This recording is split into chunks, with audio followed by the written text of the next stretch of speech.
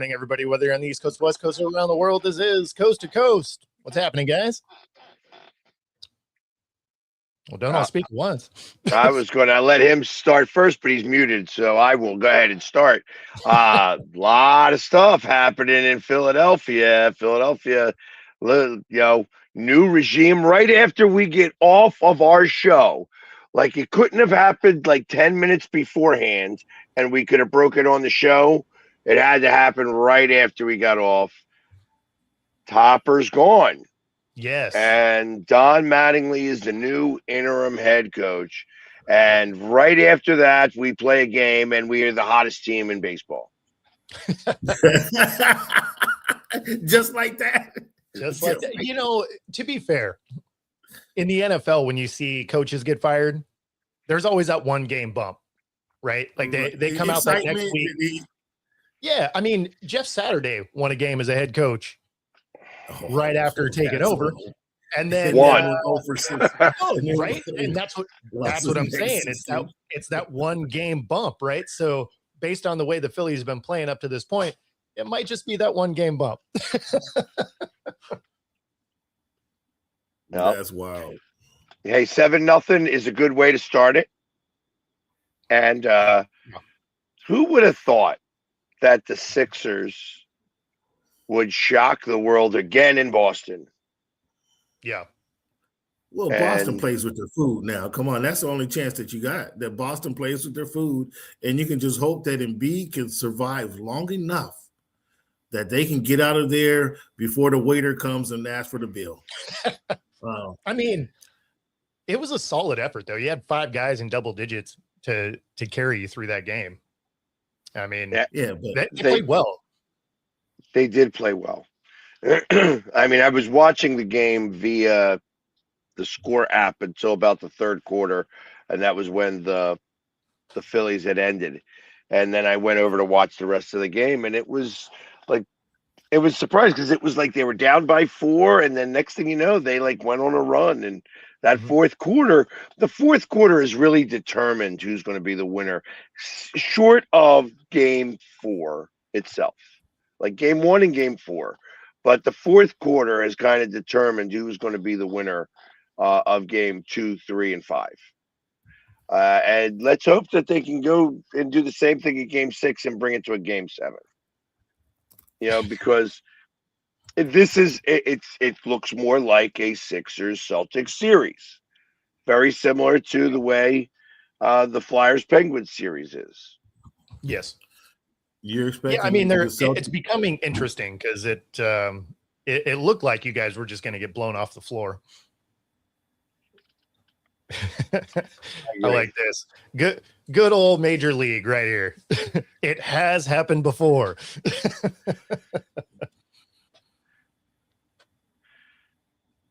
Hey, listen, we might. Again, it might just be the one game bump too. So let's let's calm down. You got to start with one. That you do. So yeah, I mean, and listen, 7-0. I mean, they started off the first time around through the rotation. I think he went, I think we had like 1 or 2 hits, but fourth inning, we broke it open, and it just went from there. Were you calling for the manager to get fired this early in the season? No, I was not. And I felt that it had more to do with the Dombrowski, who is the general manager. He is the one who has not given this team anything to be able to go on. And it doesn't even need a lot to be able to get some energy. Like, we brought in Bader, and he was a boost for the playoff run until he got hurt. Once he got hurt and he wasn't playing anymore, that boost disappeared. So I feel that he could have done anything to try to get some, life into this team, and he didn't do it. And I feel that that's the problem. That it doesn't matter who manages this team. Right now, they're not clicking, and it has to do with management. I think that like when you see the same faces over and over and over and over and over and over again, like now it's 3 years going. They tried to run it back from 22, and now we're in our fourth turn with this.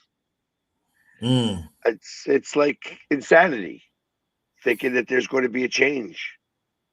There isn't a change. There's never a change, huh? When they think it.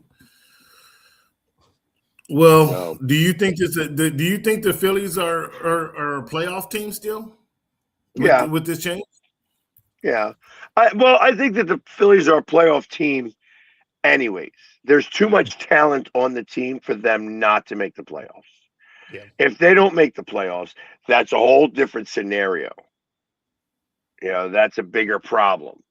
But that's a bigger I think that they are good enough to make the playoffs. What are they going to do in the playoffs? I don't know. Yeah, baseball is a crapshoot like that. Like the team can slide into the playoffs.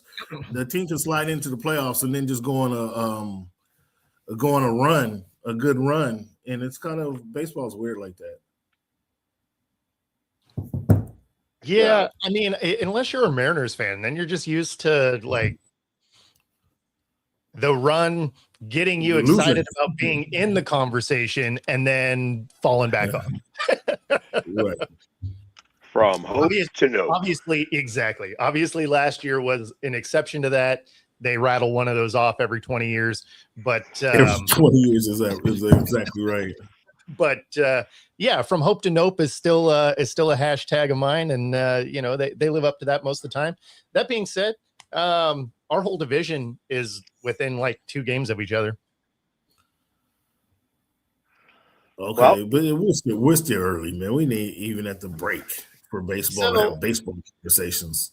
See, that's where if you're a Mariners fan, that doesn't work. Because what do you mean it doesn't work? What? Well, no, I'm going to tell you, because soon as the break happens, they forget how to play baseball for 3 weeks. So they better be leading and by a lot, because they're going to do absolutely nothing for about 3 weeks out of the break. Then they're going to go on a heater to get back into the conversation and then miss the playoffs by a game or 2. Like, we've watched that happen for 20 years. And then last year, obviously, they do some work and they get into the ALCS, and it was awesome, right? So you're saying is Mariner fans better get their banner in early, huh? Get their banner in early, unless they're just gonna be nervous the second half of the season. I'm just saying we keep going back to the same roller coaster, despite the fact that this theme park has a bunch of them. We like the same arcs every year. So, and we're starting off kind of slow, and that is a Mariners thing, right? Like, usually you do some work in spring training, which they didn't do this year because everybody's in the World Baseball Classic. April is always kind of slow.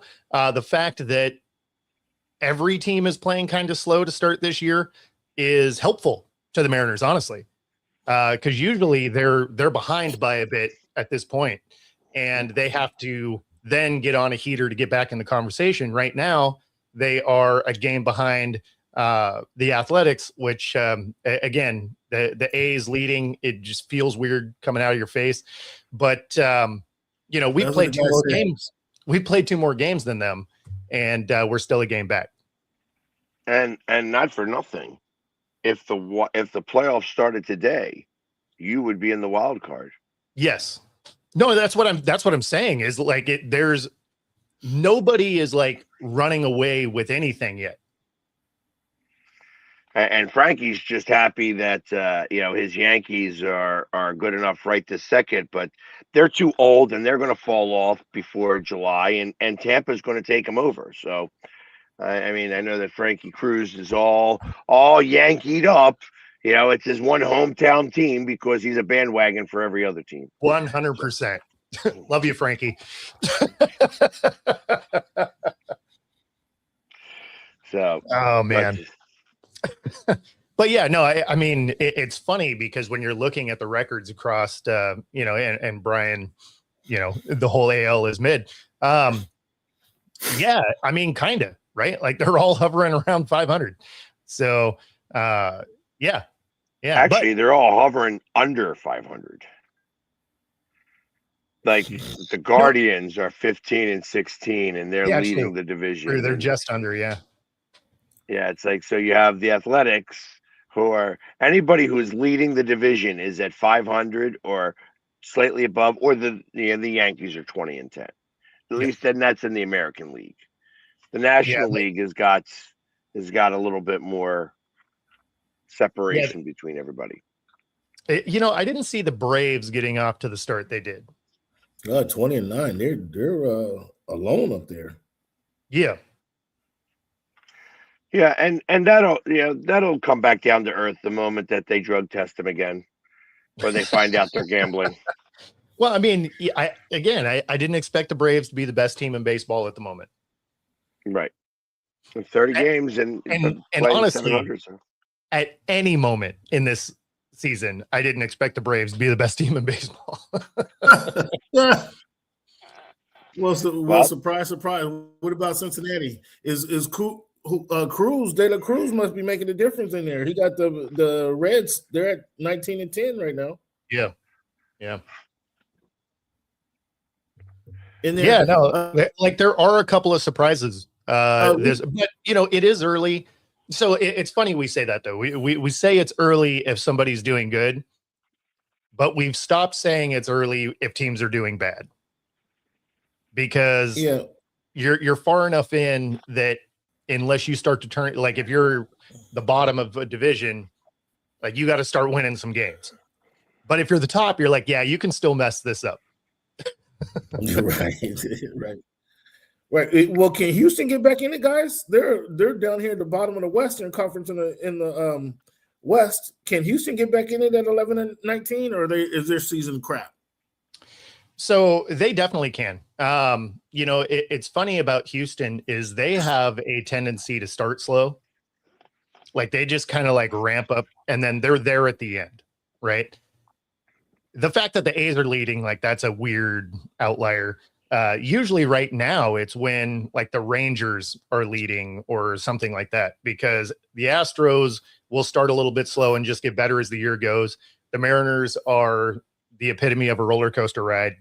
And the Angels and the Rangers tend to get off to a decent start and then fall apart. And then the A's just are generally bad.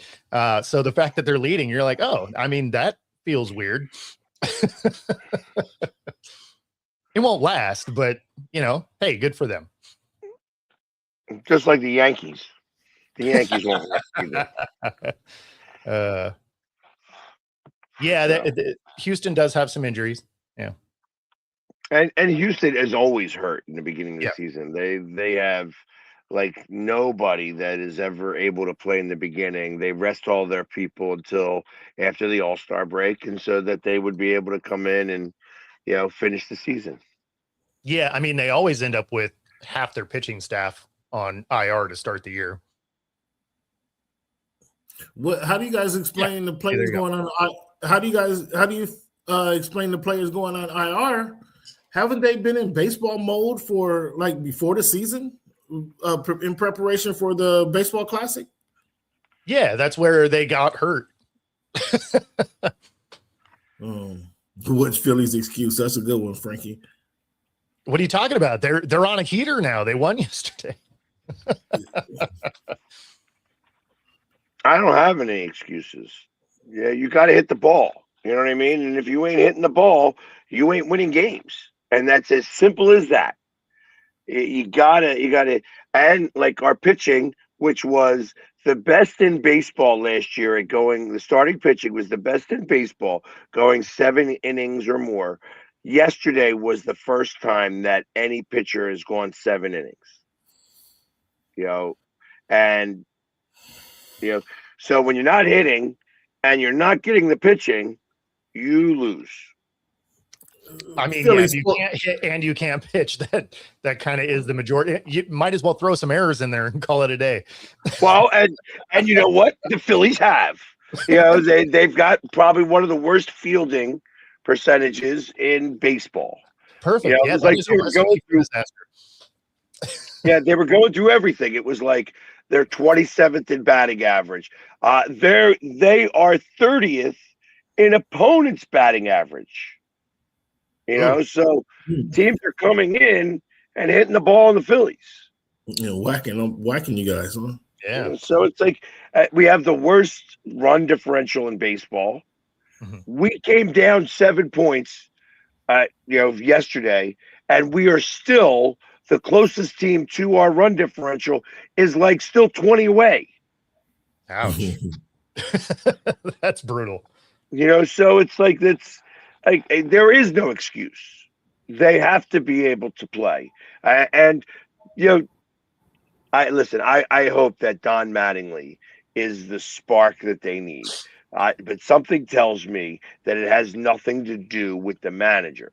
It has to do with the general manager not doing his job. Now, when I say the general manager, I don't mean Don Mattingly's son, who is the general manager of the Phillies. I mean the president of baseball operations, who's still making all the calls, Dombrowski. And I was not a fan of him. I feel like that he has been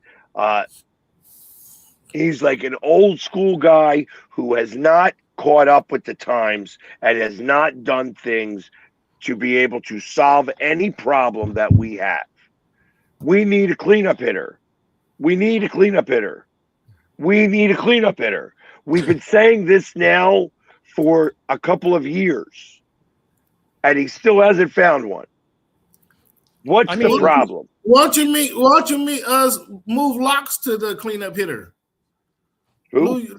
Harper. Why don't you put Harper in the cleanup? Wasn't he hitting cleanup for when he came over? No, he was always hitting. He was always hitting third. He was always hitting third. So yeah. you don't want to move him? You just leave him there? Well, I mean, in the National League, you play on a 3-run home run system. You know what I mean? It's like it's 2 guys get on base and it's 3 home run. You know, a 3-run home run. Now it's changed for the Phillies because you can really have 2-run home run because you have Schwarber in the number 2 spot.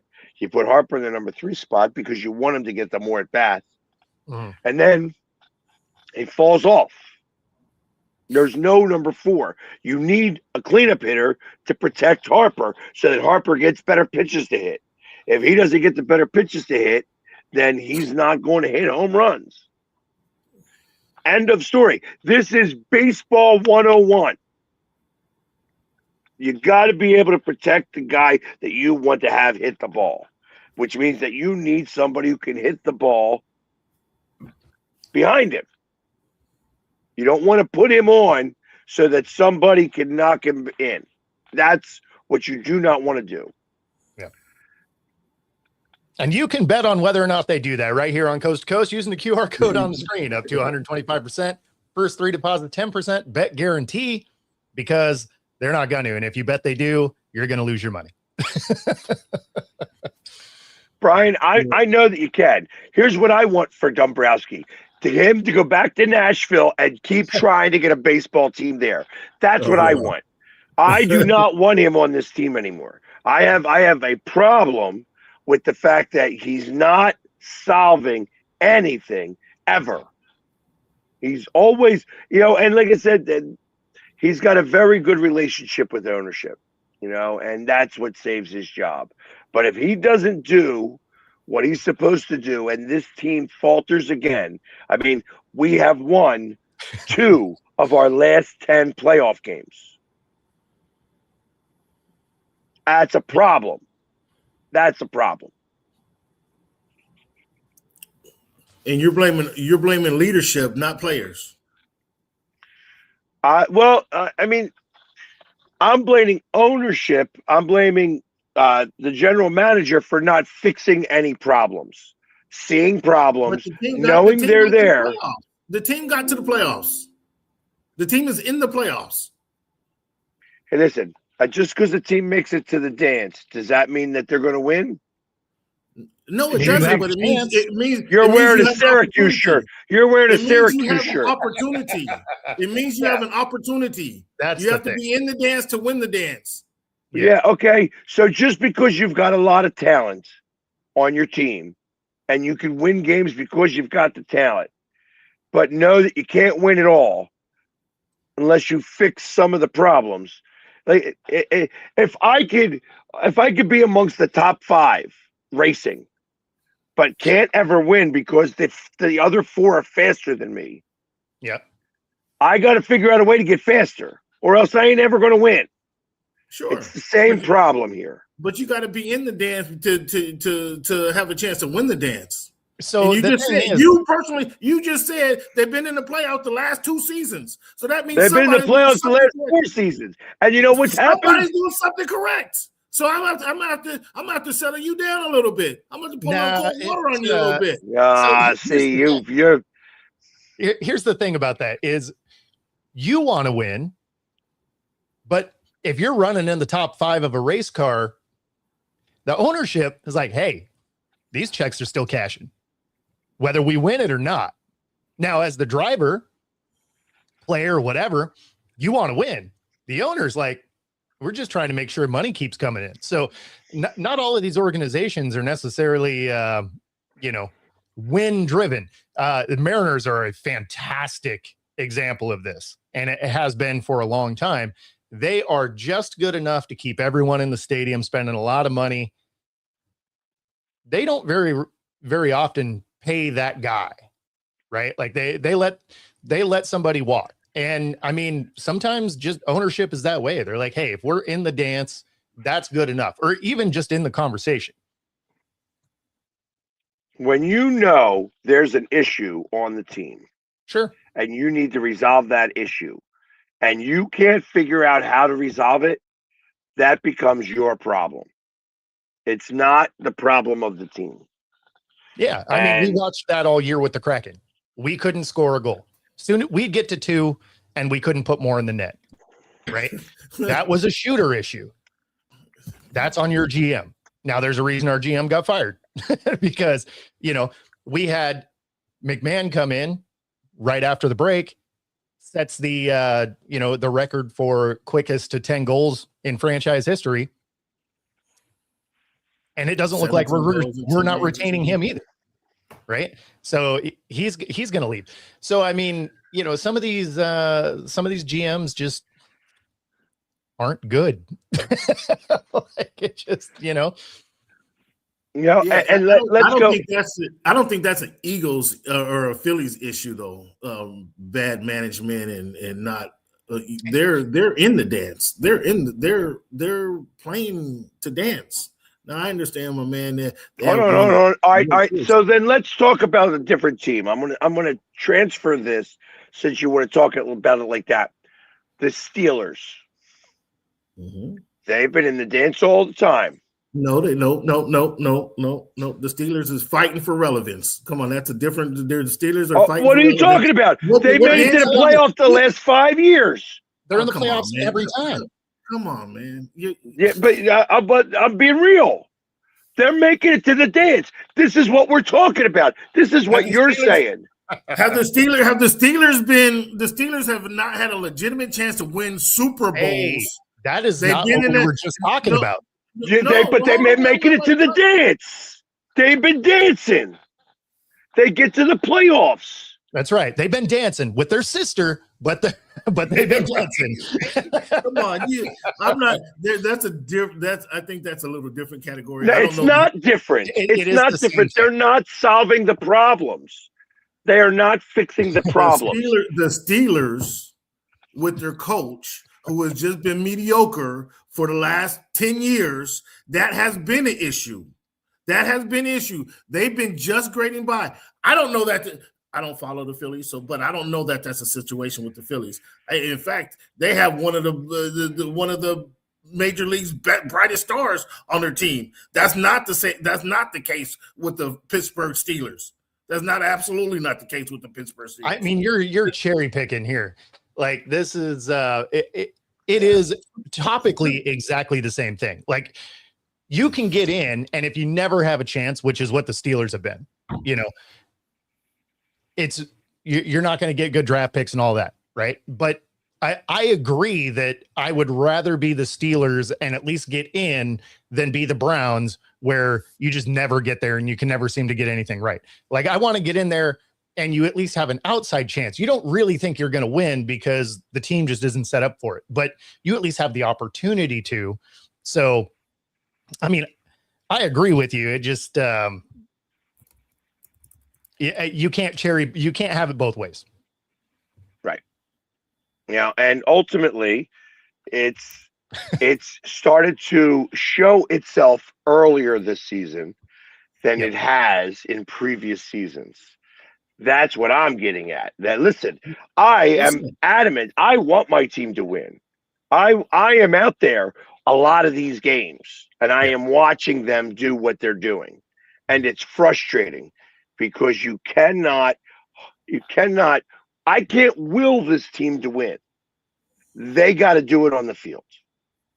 You know, there's sometimes my will can be done in certain circumstances. And it's very rare as a fan that I am able to affect an outcome of a game. Sure. Absolutely. And sometimes it happens, but it's rare. You know, I need them to do that. But I also need everybody in the organization.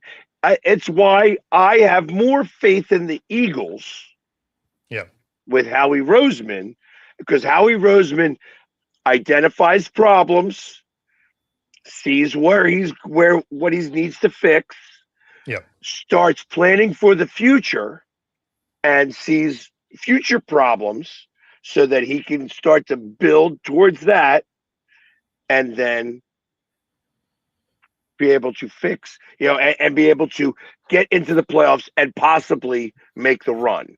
Different than the Steelers, who aren't making any runs. So, well, I mean, the Eagles and the Eagles and the Steelers and the Eagles and the Phillies, we see one team, they're outclassing both organizations, obviously. And you Howie Roseman, you talk about identifying a problem. He will identify a problem and then over what do they call it? Over medicate the solution, over medicate the issue. How many receivers they got on the squad right now? And we just thought they had one cancer, and he brought in like 6 receivers. Somebody's going to hit. One of the 6 receivers is going to. I appreciate that, and he did that with linebackers, drafting them out of the Georgia over the last few years. He keeps getting them. One of these guys is going to hit, and I like that. I like the mentality. Keep going at it. But what I'm hearing is the disdain for the Phillies, or the what am I saying? It's not a disdain, it's a frustration. The frustration with the Phillies, but the Phillies, come on, 2008 was not. We have the worst record in baseball right now. Do you expect it to stay that way? I hope it doesn't. Do you expect it to stay that way? I mean, you didn't expect it to start this way. Yeah, exactly. I didn't expect it. I expected us to be around Atlanta's record right now. Oh, so, like, is Don Mattingly? Do you expect Don Mattingly to change this squad? No. I think that Topper was used as a scapegoat. I feel like that he was fired because they had to do something. You can't fire the team. Sure. You know, he's and that's the only removable body. Right. And really what they liked Topper in the clubhouse. So I want, you know, they did this to say, okay, you got to be able to, you want each one of these players to hold themselves responsible for the loss of their manager. You know, like, hey, you put this guy into retirement now. He was, you know, he was ready to retire before he got the manager's position, gets the manager's position. We go to the World Series.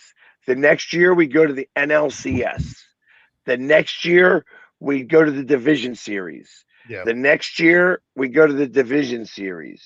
And this year it looks like you're going to miss. So, I mean, it makes sense that you'd move on because you're getting worse every year. The regression thing. Right. And it's tough. And you look at teams like the Dodgers, you look at teams like the Braves, and you look at, what they're doing. And then, like I said, I make a joke where it seems like, hey, the Phillies are always trying to one up the Mets. Whatever the Mets can do, we can do better. Mets can lose 12 games in a row. Well, we're going to lose 11 of 12. You know what I mean? Yeah. It's so odd that it works that way. And you got two really good baseball teams that have come out of the gate like doo-doo. And there's no better way of putting it. They have just been pooping the bed. Yep. And you cannot sustain like that at all. No, there are some surprising starts to this season for sure. And Frankie, I know that you're dying for AJ Brown. I know, but you're going to wait till June 1st. Yeah. And guess what? If you don't give us enough, he's going to go somewhere else. Because I heard Cleveland is willing to give us 2 first-round picks. I was going to say the Browns would be the player there. They'd probably give up their whole future for no reason because it's the Browns. But who reported that, though? I think that's key to see who reported that the Browns are interested. I'm reporting it right now. Oh, you're reporting it right now? Okay, well, that's good enough. That's good enough. There we go. So are you reporting the Eagles are going back to the Super Bowl? Will you report that in April? No, what are we talking about? Come on now. Cowboys. I know that you don't know me very well, but I'm not just going to throw random stuff out there. I think right now that I'm trying to get a prediction. Don't get mad at me for trying to get a Cowboys prediction. Fan. Every year's not our year. Exactly. How did Syracuse do this year? Oh, come on now. Anthony's coming back. That's all I can tell you. Anthony's coming back. Did I not hear that you were a Dolphins fan? Oh boy, yeah. What you want to? I've been a Dolphin fan since 1981. What you got? Let's go. Hey, listen. Listen. It doesn't. It's not. You got to love your team. Yeah, through good and bad, and bad, what's your question? And bad. Do I want Jimmy Johnson back?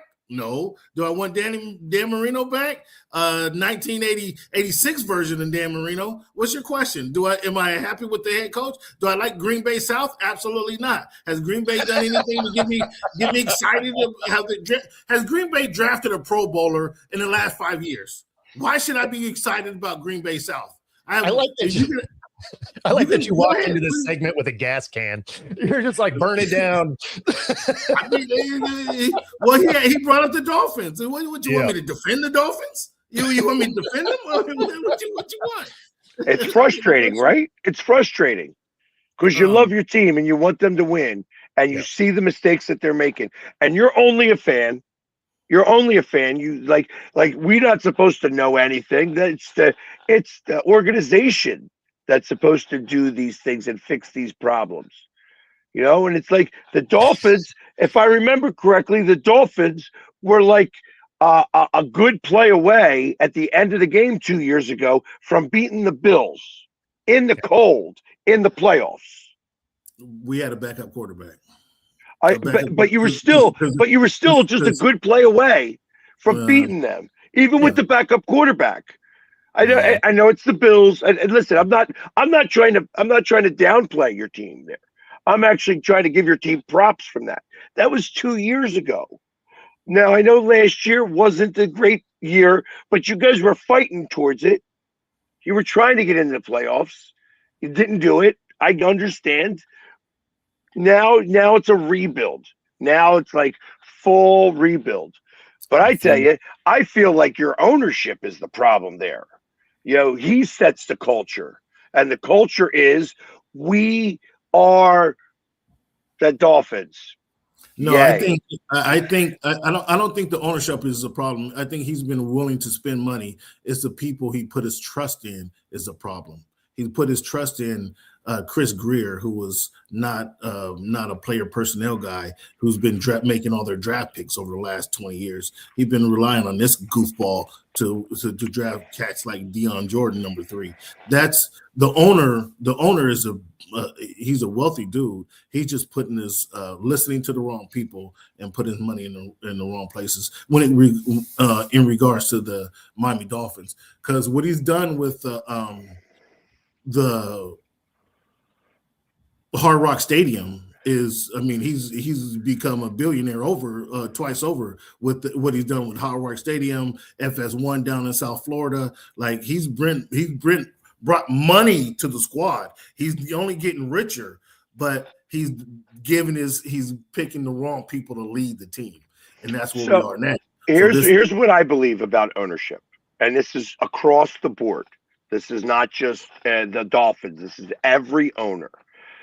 The owner does 2 things.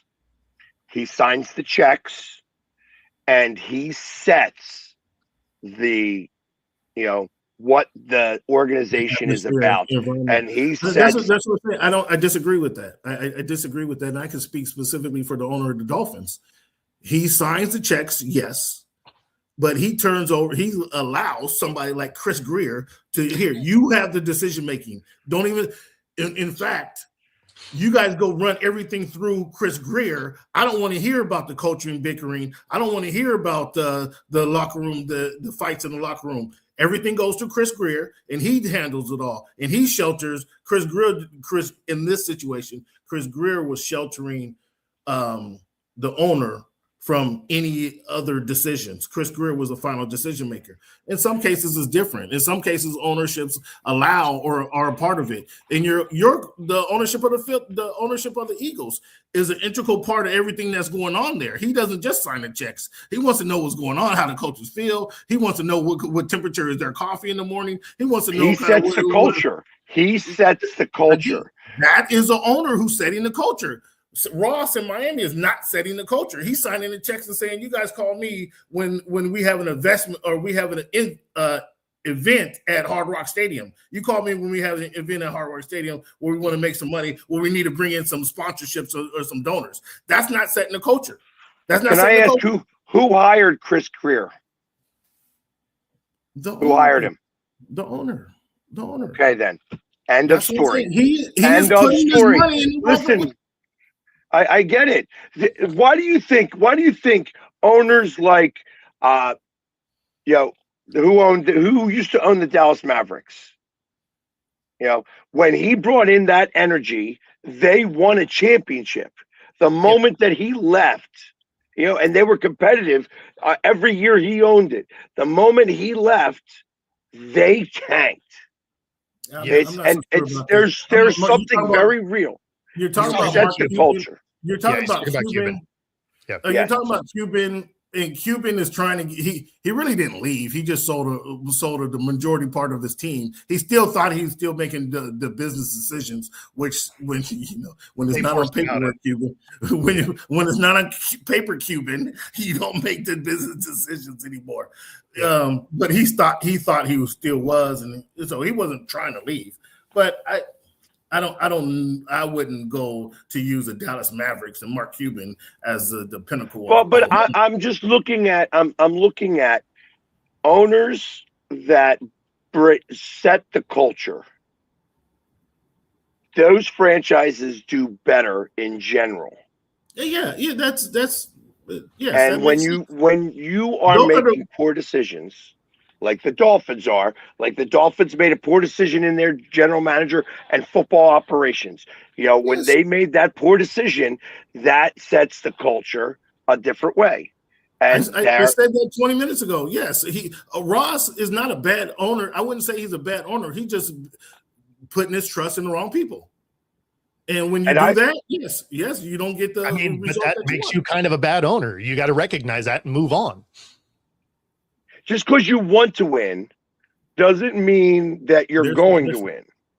No, clearly. Clearly. Think about, I mean, I don't want to make the comparison because the Bengals are in a whole different world, but Bengals ownership, it's like, hey, we Yes. are going to. Awful. You say want to win. Do they? We can legitimately ask that question. Do they want to win? No. They want to make money, and that's it. No, they are exactly the owners that I was talking about before that don't care about actually winning. They care about people being in the stands because they make money. And I mean, the fact that they can't field a defense lets you know that they don't care about actually winning. They want something flashy on the field. Win or lose, people are showing up to see it. So, but let's now go the opposite way. Browns ownership want to win. They go about it so wrong that the culture remains bad. Yeah. I firmly believe that the Browns want to win something, that they are desperate to win something. Well, and they are trying everything they can to do so. But they make poor decisions. It's desperation that creates the issue, because then it makes you emotionally make decisions as opposed to make calculated, smart decisions. The ownership is the mush for the Browns. And Anthony, I've been to more wins than I have losses, so I don't want to hear it. You know what I mean? You obviously have no clue. And guess what? I am going tonight. Tough. I just like that he's on your page just as a hater. I got tons of them. You know what? They're all just jealous. Yeah, they want to win high draft picks. Yeah, but they don't use them very well. So there's that. In fact, they give a lot of them away. And sports is littered with these people, with these ownerships. Rich people who think that they could do it. Hey, listen, the Sixers are a prime example. The Harris Group. It's like the Harris Group now own the New Jersey Devils, the Philadelphia 76ers, and the Washington Commanders, and the soccer team. That's what they do. They own franchises. They don't really care about those franchises, because if they did, the Sixers would have had better choices. They would have a better culture. They don't have a better culture now. It's like they are winning in spite of ownership, not because of ownership. And I firmly believe that. When it comes to culture, I think you end up with certainly in football, the ones with ownership groups tend to not do as well. Right. You need an owner that is you do. You need that one person that has like a clear vision, maybe isn't super meddlesome. Jerry, looking at you, but they tend to have better cultures than when it's just a business transaction ownership group. For whatever reason, it tends to go that way.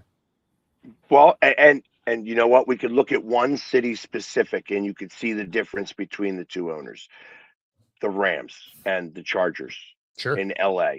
The owner of the Chargers, I tell you, is one of the more despised owners amongst their fan base.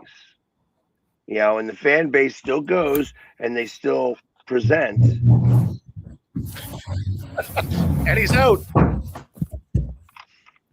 I keep losing. I'm not sure what is it, my internet or what? I keep losing you guys. Yeah, it's your side. You have some Temu Wi-Fi going on. Yeah, it might be. I'm with you. I'm sorry. I hate to mess up the show, but can you repeat what you just said about the Chargers? No, I said that I'm looking at the difference between ownership groups. And we could look at one city specific.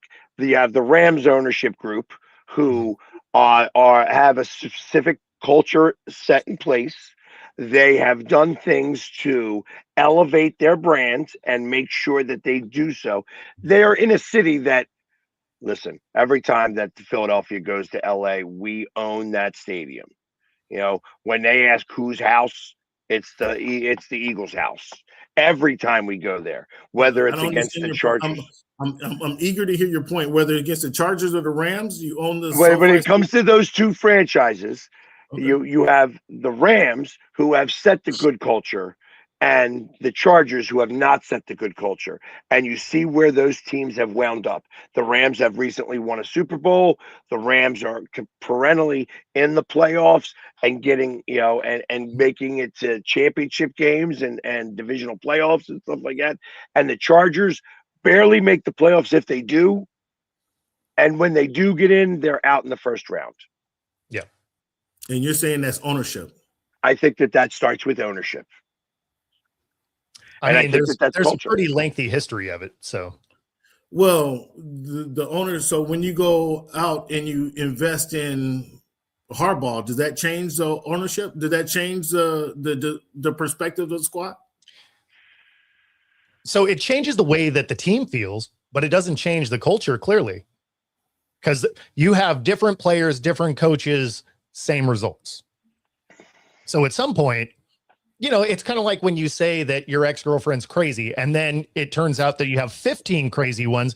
You know who the problem is, right? Because there's a common denominator in all of those relationships. Right. And it's over and over and over again. It shows itself. You can win games. Certain players can bring an energy that elevates the team, and that happens. That happens all the time, and that's and that's done in spite of even the Browns. 20 years ago, had a quarterback who nobody had heard of, balled out that year, and they won 13 games. They made it to the playoffs. They won a playoff game. Made it to the second round, lost in the second round. Does that mean the very next year, that same quarterback couldn't do squat? Well, and I mean, think of all the high draft picks that have gone to the Browns and the Jets. You can be the best player on the planet. You're not going to overcome bad ownership. I mean, it's why coaches will go to those franchises, be terrible, and they'll get a job that next year. Whereas if you go to a functional franchise and you flame out, you're probably a coordinator somewhere before you get another shot. But when you flame out at a team like the Browns or the Jets, the rest of the league's like, yeah, but I mean, you probably weren't going to win there anyway. So, I mean, like you go there to take your lumps. Like that's how you cut your teeth.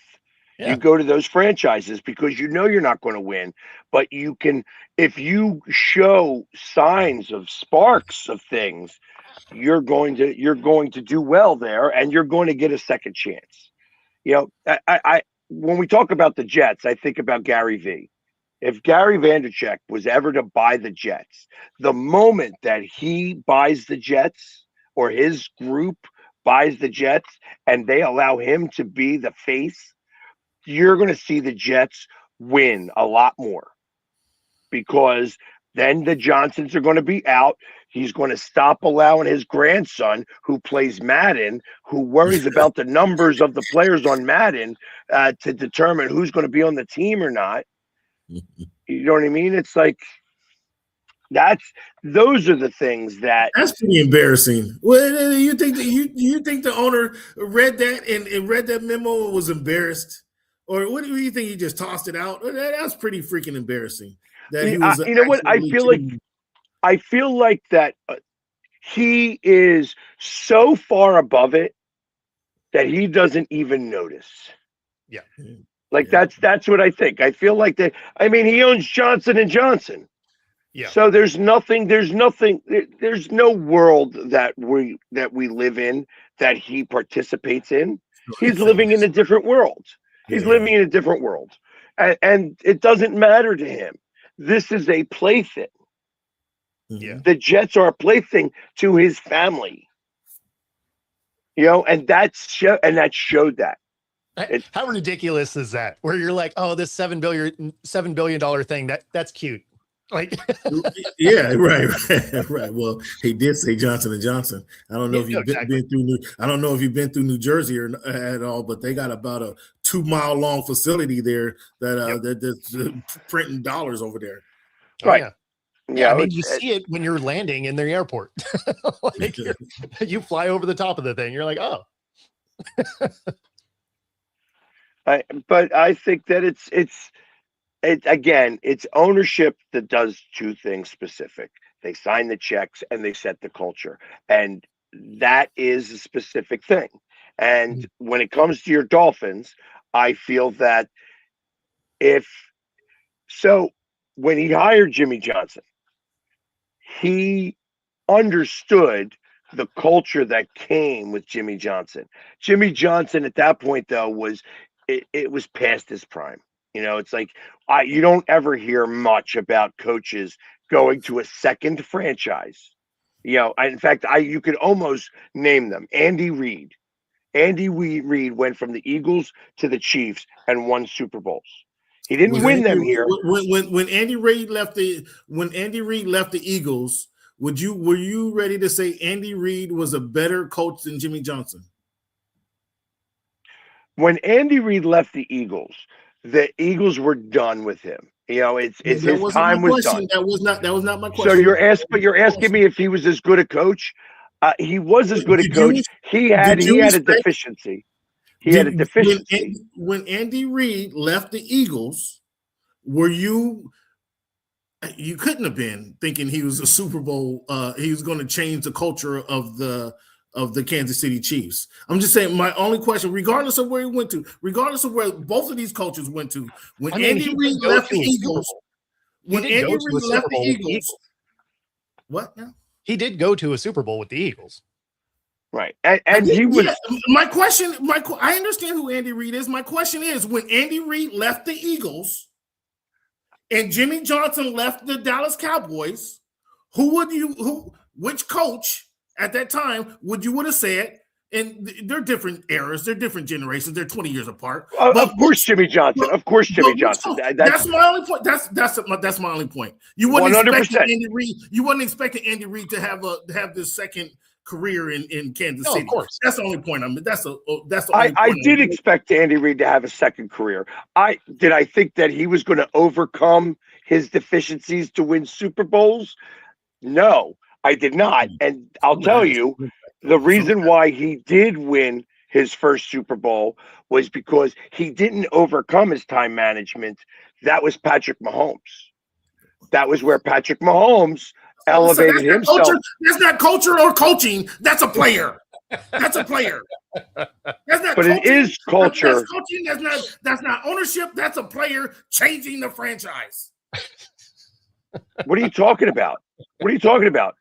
He got to the Super Bowl. He was coached up to get to the Super Bowl. He had to be in the position to make those decisions to win that game. You're right. But the culture was there. I'd like to think that Patrick Mahomes helped create a culture. I'd like to think that Patrick Mahomes had something to do with the culture in Kansas City. The thing is there was good culture there anyway. Remember, like, they were a good team with Alex Smith. Right. It's not like they were scrubs and then, they were 15-1. Mahomes is Superman. No. But they were 15-1 with Alex Smith.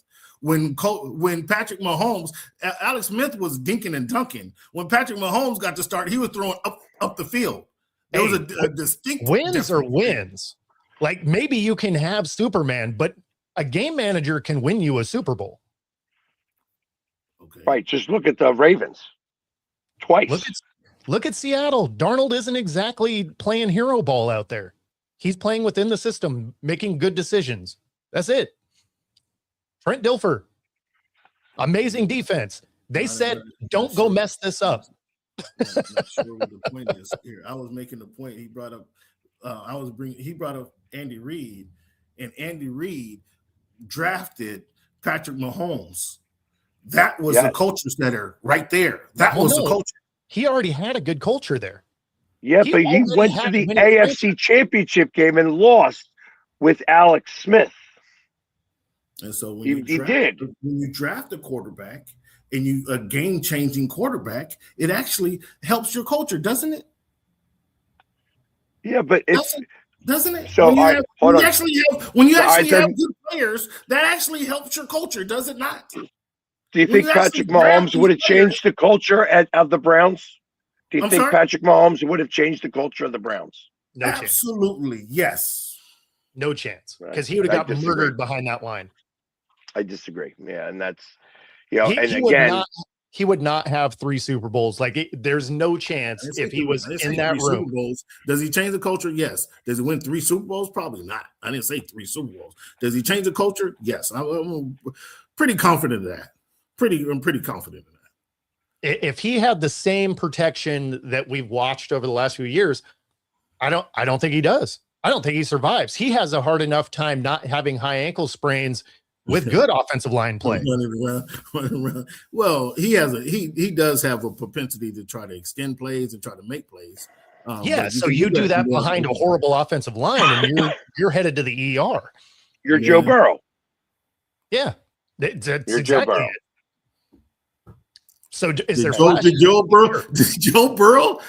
Burrow just get his team to the?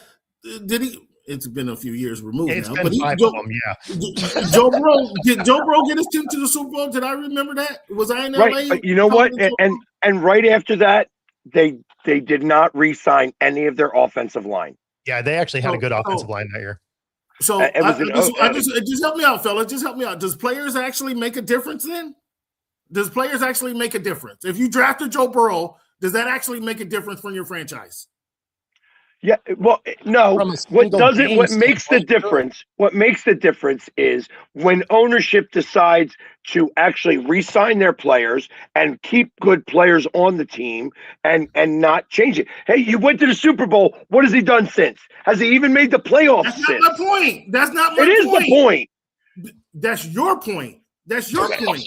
Joe Burrow changed the culture in Kansas City. Good enough for them to get to the Super Bowl. Now, did the ownership make decisions and continue that going? Did ownership continue to get in their way and fall over their own penis? Yes, they have. But for this season, Joe Burrow was the MVP candidate and actually changed the culture because they went to the Super Bowl. That didn't change the culture. So that didn't happen. I wasn't interviewing the Cincinnati Bengals in the Super Bowl week for the Super Bowl against the Rams. Did that happen or not? That's great that he had. Did it happen or not? It happened, but that doesn't mean culture. That means they had good players. The culture players do make a difference. That's the point I've been trying to make. Players make a difference. That's the point I've been trying to make. Players make a difference. I understand ownership helps, but I think if you draft the right players, that does help change your culture. I'm confident in that. And at that, we're at the top of the hour. We're at the top of the hour. If you've been listening along, you'll be able to calm it back down with some smooth jazz coming up next on 97.3 ICU Radio. And of course, if you're listening on every other platform, be sure to like and subscribe. Helps us bring our content to you. Otherwise, we are going to get out of here. We will see you tomorrow. Take it easy, everybody.